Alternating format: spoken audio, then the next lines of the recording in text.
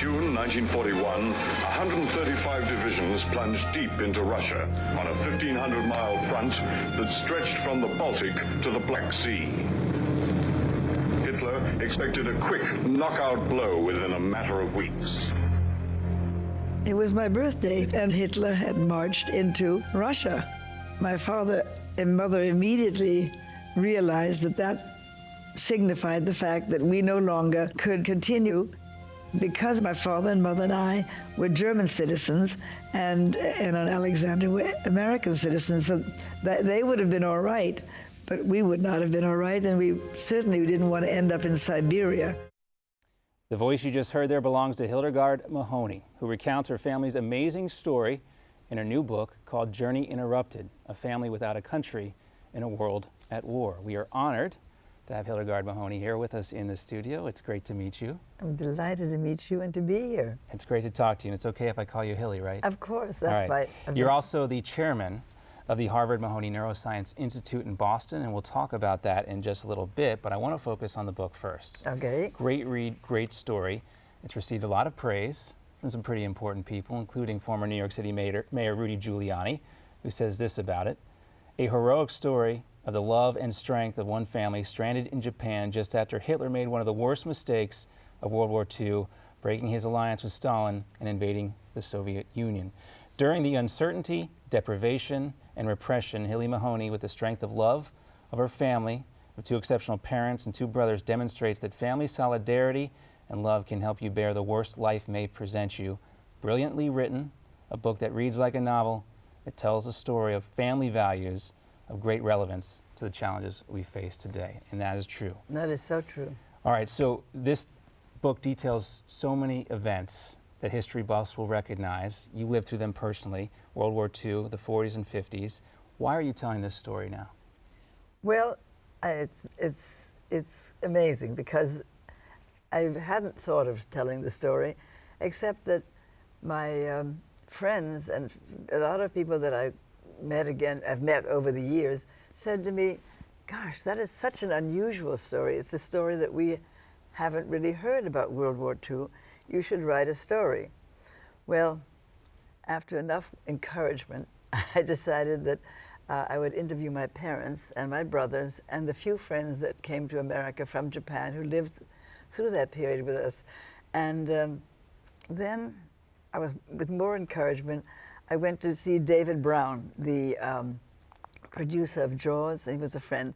And I said to him, David, you know, I've been so encouraged, but I'm not a writer, and I see this more as a movie, sort of like a Dr. Zhivago type, or Chariots of Fire, a small but, you know, tight movie. And he said, Hillie, it's a great story, I agree with you, but no screenwriter can write a screenplay out of your head, so you're going to have to write it down. So I said, but I'm not a writer. He said, just go ahead and write, you'll find your voice. And I think you did, for sure. Now, we just showed a clip of the documentary that goes along with the book here. And it's striking. Your family, they couldn't go across the Atlantic because of the tensions with Germany. Exactly. You guys were going back to Germany. You had to go across the Pacific. 2 days after you land in Japan, Hitler invades Russia. Now, before that, though, you had an idyllic childhood in New York. It was just beautiful. It was, my father had come to America in 1926 and went back to marry my mother in 1929. And brought her to Germany. He had fallen in love with Germany as a kid, and decided he was always going to live there. And so when his dream came true, he brought his girlfriend from Germany with him, and we started. And that was 1929. They arrived just at the height of the Depression. And, but after having lived through World War I and all the harrowing tales that went along with that. Exactly. So your family, with your two brothers, you arrive in Japan. Germany invades Russia. As a child, could you feel the tension mounting very quickly? Well, my parents were, in a way, very protective. They were agonizing because they couldn't go back. But my father immediately said, let's go back to America. But meanwhile, Roosevelt had put in embargoes on the Japanese because of what they were doing in Indochina and so on. And so there was no way to get back. And the Japanese kept saying, oh, come back in 2 or 3 weeks and we'll have something for you. But they didn't. By now it was September, and my father said, we've got to put these children to school. So we're in school, and one December 8th in Japan, we come home and they're sitting in the living room ashen. And so they told us what had happened, and that sealed our fate. So your two brothers were American citizens because they were born here. here. They were American citizens. You and your parents were German citizens. Yeah. Obviously there is the alliance between the Germans and the Japanese, but your father wouldn't succumb to pressure to join the Nazi Party. So how did that make your life in Japan that much more difficult? Well, for one, we were the Germans and the Japanese, not so till later on when the war escalated, but the Germans were considered my father politically unreliable because he wasn't joining the Nazi Party and he wasn't putting us in German schools. And so we had we were watched. But also, when the wars, when after Pearl Harbor, there were police stations along the bluff where we lived, and the amas, our Japanese amas, they had to report exactly what we were doing. Now, I don't know whether that's because the Japanese wanted it or the Germans wanted it, but we didn't ask questions. You know, we here in America have heard stories about the Japanese being interned during World War II in this country, Japanese Americans. Rarely do you hear an account of a Westerner who was in Japan at this time. Of course, the war ends. You saw all the destruction. You saw what happened through accounts of the atomic bombs being dropped. But something that really struck me about the story, when General MacArthur came to Japan. Our hero. After, your hero. But you also talked about how you and your brothers kind of became mascots of the American troops that were stationed there, and you would get to eat with them in the mess hall. That was always a great treat because there was so little food. You had been gone through starvation diets, as you say, but your brother saw the GIs dump their extra food in the trash, and he wanted to pull out the hot dogs and sausages. The things that could be with hot water could be recooked. Do you ever forget as a child what it's like to deal with food and not knowing where your next meal may come from, dealing with that kind of starvation? Do I know it now? Do you ever forget it? Does it ever leave you? No, I don't forget it. And what's more, I am horrified to see the amount of food that we in America throw out. I mean, I have a strict rule in my house: unless it's bad, we're not throwing it out. It'll be rewarmed, or it can be used again. You know, sometimes it's even better the second day. My grandmother, who lost her father at a young age, had to raise her brother and her sister through the Great Depression, and she had a very similar rule about food. Right. You either ate it, or you got to make something else out of it for leftovers the next day. You never throw. And actually, we were taught it was a sin to throw food out, and I think that's true. That's true, and it's something that a lot of us take for granted today. Exactly. You know, I want to mention the book one more time. We're going to take a brief commercial break because I want to continue. There's so much more to get to. If you could put the book back up on the screen one more time. It's called Journey Interrupted. It's available now. I highly recommend it. We're just getting started.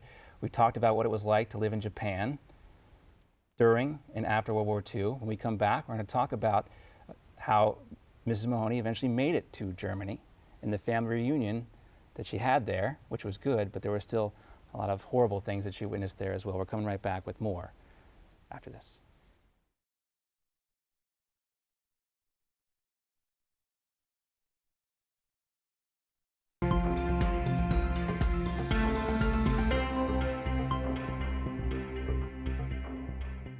Welcome back. We continue our conversation with Hillie Mahoney. Her book is called Journey Interrupted: A Family Without a Country in a World at War. So we were talking about Japan. You guys are finally able to leave Japan to get to Germany. This is after World War II, of course. Part 3 of the book is called Hello, Germany, appropriately enough. I want to read a quote from the book here. When you arrived in Germany, quote, "None of us was prepared for the many scenes of complete destruction we passed. Just like post-war Japan, and last, we were shocked at the amount of rubble, twisted steel, and shattered glass we saw strewn along the way. It had become a wasteland." Now, after everything you witnessed and lived through in Japan, you still were not prepared for what you saw in Germany. Why is that?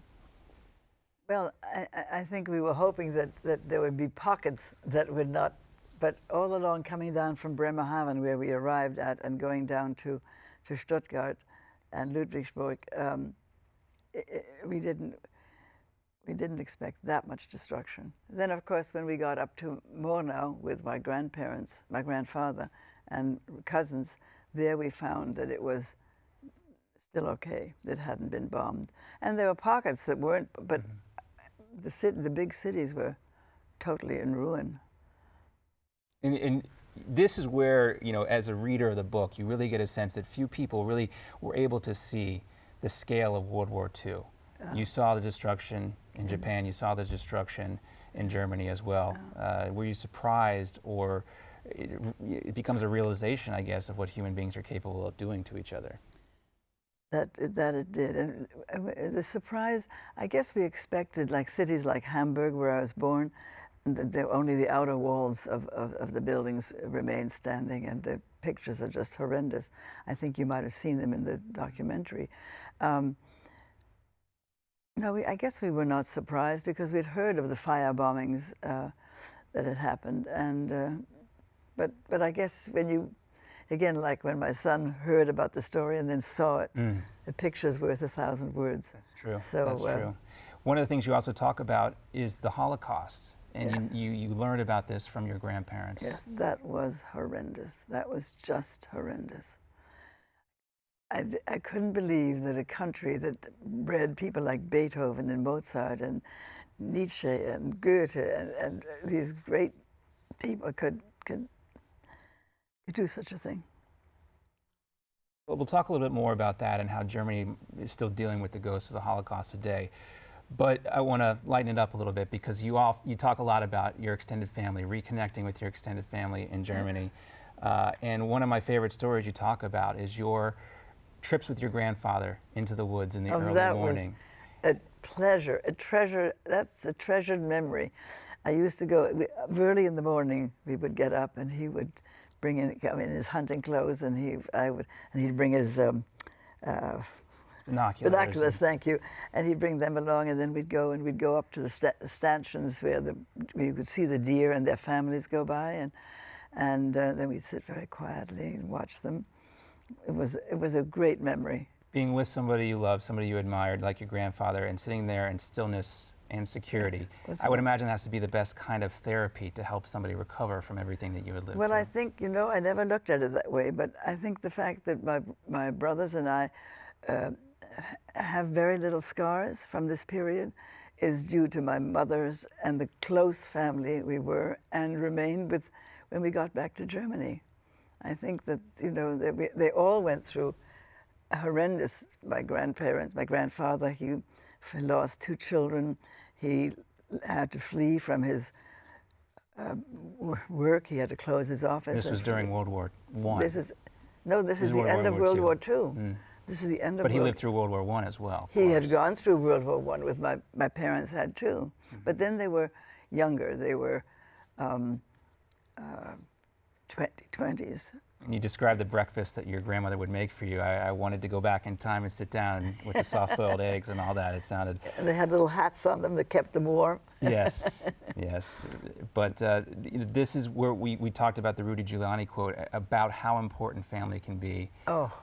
Even after hard times, helping you feel that wholeness, that sense of self. Absolutely. And the security. And the encouragement we got from my parents was, my father said, you can do anything you put your mind to, and they kept encouraging us and would not allow us to pity ourselves.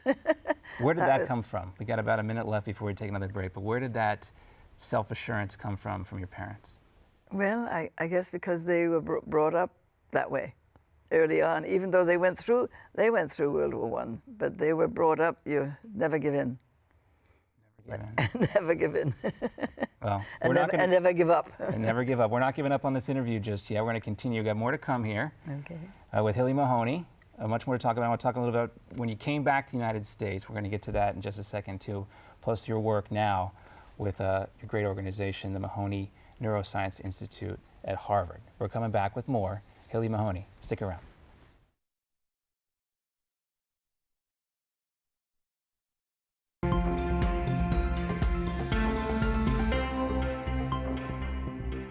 Welcome back. We continue our conversation with Hillie Mahoney about her new book, Journey Interrupted, and much more. And Just when you think the story can't get any more interesting, it does, especially when you guys make it back to the United States finally.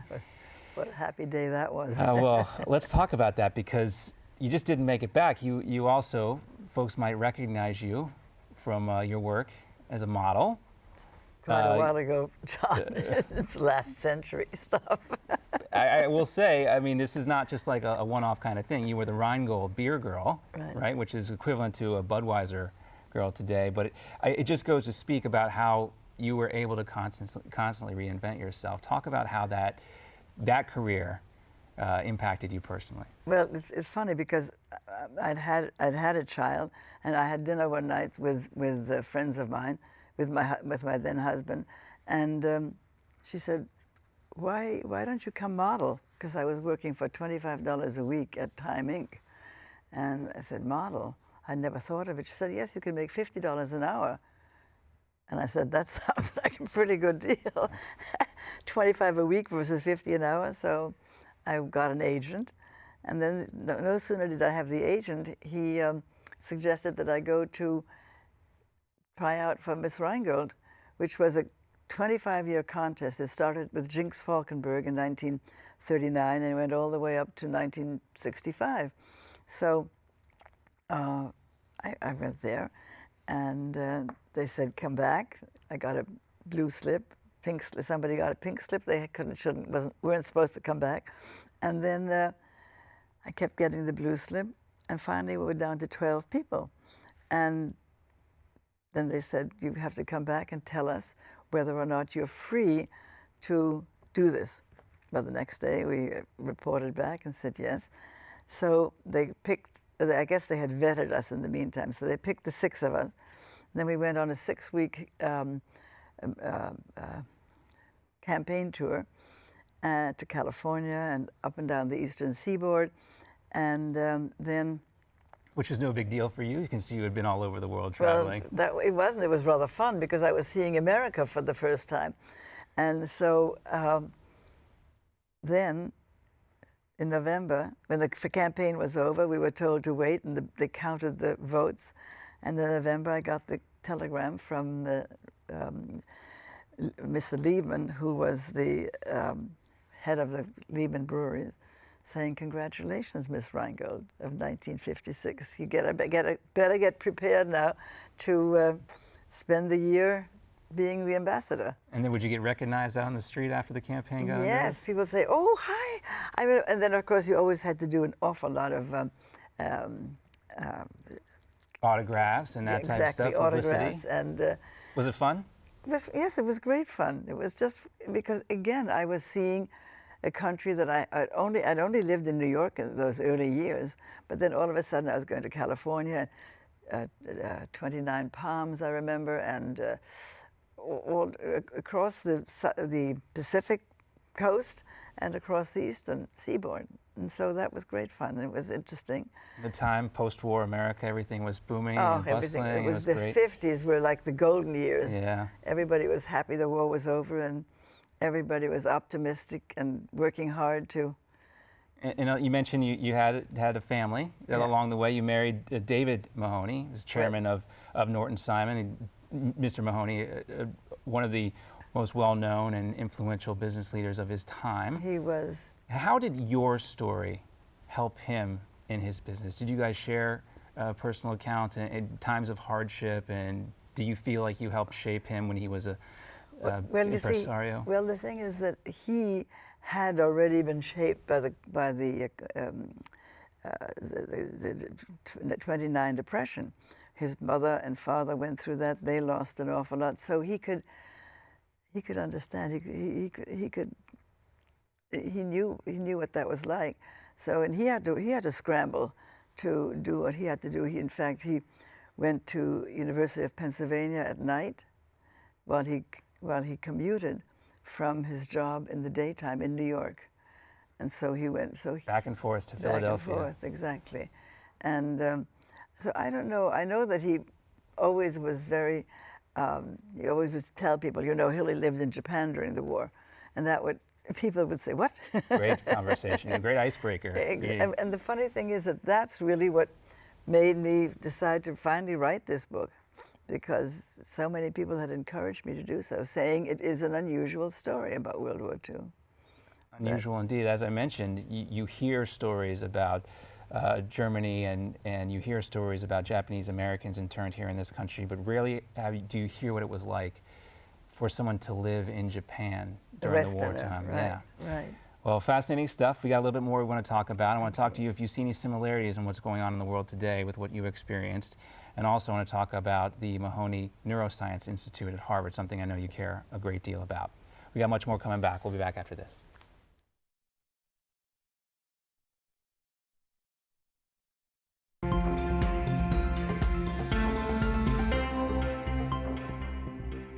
Welcome back. We continue our conversation with Hillie Mahoney, and we were talking about your struggles, what you guys went through, what you saw in Japan, what you saw in Germany before, during, and after World War II. When you see what's going on in the world today, there's comparisons made to the refugee crisis in Syria, to what happened to the Jews in Europe, in Eastern Europe during World War II. Do you see those similarities? Well, I do. I see that when we got to Germany, the house my grandparents lived in had been taken over, not taken over, but they had taken in 4 different families. In each room, there was a family living, so it was very crowded. And it was like now, there were just a lot of refugees, but most of the refugees came from the east, from Russia and from East Germany. When the Russians came in, like my grandfather and family, they all fled in January of 1945 to come to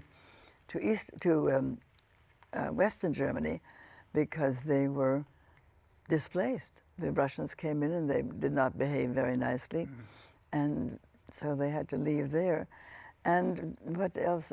What I think is sad is I see when we first got to Japan, there was a lot of the infrastructure was bad. And now I see like cities like Detroit, where the infrastructure, everything is going to not being destroyed, just not dilapidated is the word. And we talked about the 50s, the post-war America, and the boom times, when it seemed like there was investment in that type of stuff, and it's almost like people got complacent with the things that we enjoyed up until recently. You obviously lived in Germany. Today, there is this crisis in Europe where these migrants are coming from the Middle East. Angela Merkel in Germany, she's been accepting, but now there seems to be some pushback from the German people. Do you feel in some ways that Germany is still dealing with the ghosts of World War II because they're having a difficult time adjusting to this new reality? She's dealing with a lot because she let in a lot of people that, not as many women and children, but her problem was that the German population was shrinking. So she wanted to bring in some people, and I don't think she's as happy as what happened when she brought them in, because they were